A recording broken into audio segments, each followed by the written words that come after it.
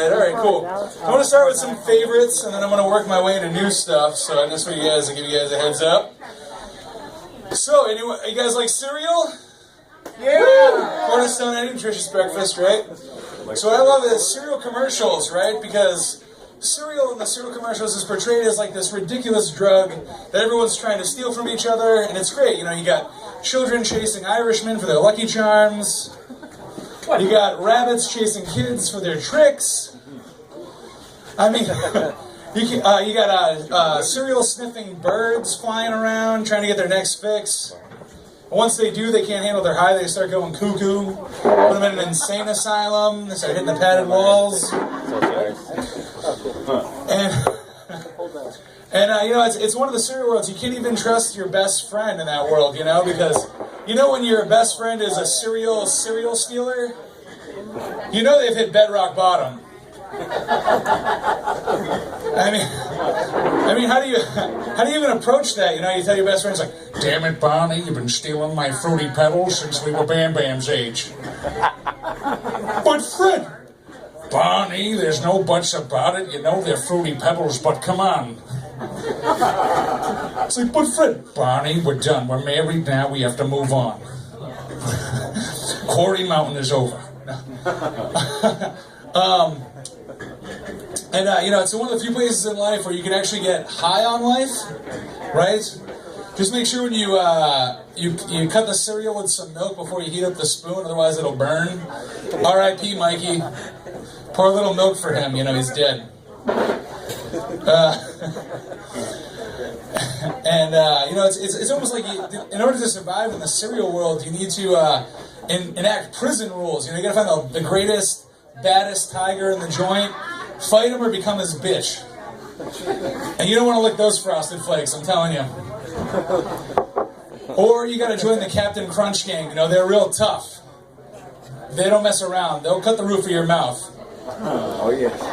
And you know, I love things with chaos that involve chaos. So I love The Walking Dead. You guys like The Walking Dead? Yeah! Woo! Yeah, right? It's a show about, for those of you who don't know, it's a show about rednecks that kill zombies. It's every redneck's wet dream. The only problem with The Walking Dead is most of the cast is British. It's kind of disappointing. You watch the end scenes or the credits or whatnot, and it's like, "So in this scene here, I took every ounce of essence to capture the essence of Rick in this moment." And they show it, and it's like, "Carl!" I'm like, really? You need to go to Oxford to yell Carl? It's like, what's next? The Zimmerman movie starring Colin Firth? I'm going to have to watch that show. I'm going to have to watch that. I've heard good things. But I wish they would have more cameos in The Walking Dead, you know. I know they have a lot of Brits in there, but it'd be great to see Jay-Z in The Walking Dead just so you can come in there and go, "You're crazy for this one, Rick." So in the post-apocalyptic world, I don't know how I'd react to it. I don't know if I would gain faith or lose faith. I know a lot of people are going to lose me on this joke, but you know, I feel like my generation didn't have to go through a lot. Like, we didn't have World War II. So, like, I feel like a lot of us have lost faith growing up.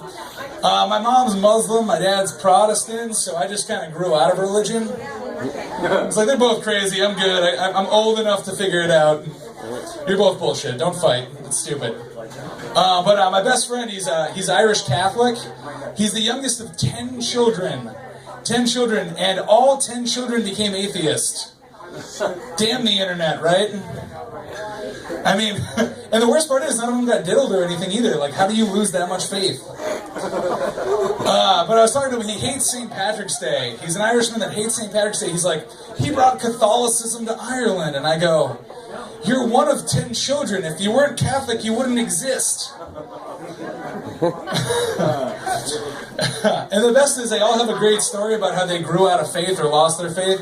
His sister has a great story about how one year St. Patrick's Day fell on Friday during Lent, and the church, in order to raise money, had a corned beef and a cabbage night on a Friday, and she was like, "If I eat meat, I'm going to go to hell. I'm going to go to hell." And she went to the priest right away. She's like, "If I eat meat, I'm going to go to hell. What's going to happen?" He's like, "There's a loophole.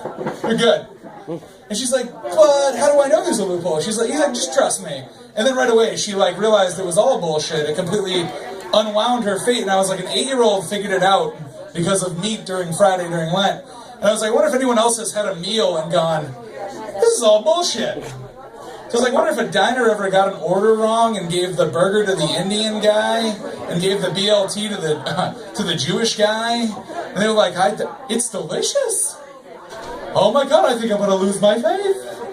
And he's like, oh my God, it's so good, I don't get it, but I love it. And so that joke's going to move on.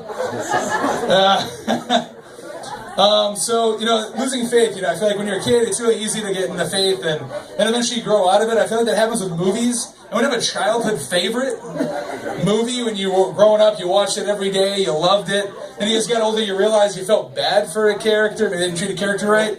Yeah, that's the same thing that happened to me. The movie for me was Pulp Fiction. I kind of felt bad for the Gimp. Like, I rewatched it as an adult. As a kid, I was like, it's all fucked up. But as an adult, I rewatched it. And I was like, they kill those two guys, but they never talked about what happens to the Gimp. I was like, imagine that guy reacclimating to society, has to get an office job, trying to reacclimate to, like, normal rules. Like, hey, it's 3 o'clock, why are your pants on? He's like, Alpha's Chops Day.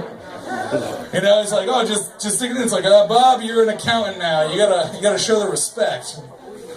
And I just gotta switch to this page. Alright. Or like you could have what's it called? Ass Blast Mondays? Or Facial Fridays, whatever he prefers. But that's kind of weird to be in that type of oppression, to be captured for that long. Speaking of oppression, how about the Russian Olympics that just went by, right? Talk about the anti-gay flags and everything. They were really going anti-gay. And I was like, they were so anti-gay, they didn't have their male figure skater compete. So that shows dedication when you get gold in between politics. And I was like, lately the Russians have really kind of opposed America and a lot of our values. And I was like, what they need to do is make a new Rocky movie where Rocky's gay and he has to fight the Russian. So like, I will break him. And he'd be like, that's right, you're gonna break me because I'm gay. I love you, Adrian! But that'd be great, fighting for gay rights, that'd be good. Let's see, where am I at now? Oh, but gay athletes, I love speaking of gay athletes, the Michael Sam, gotta give him a lot of respect. Come out before the draft, that's pretty ballsy. And I don't understand why there's a good group of people that are like, oh, he can't make it as a gay athlete because the teammates won't support him. And I find that they're just jealous because there's no question who's going to have the best end zone celebration, am I right? Whoa. I mean, he's going to be able to choreograph a dance that'll put everyone else to shame. Dave Hines. And then I watched the documentary Broke. Anyone seen that documentary, 30 for 30?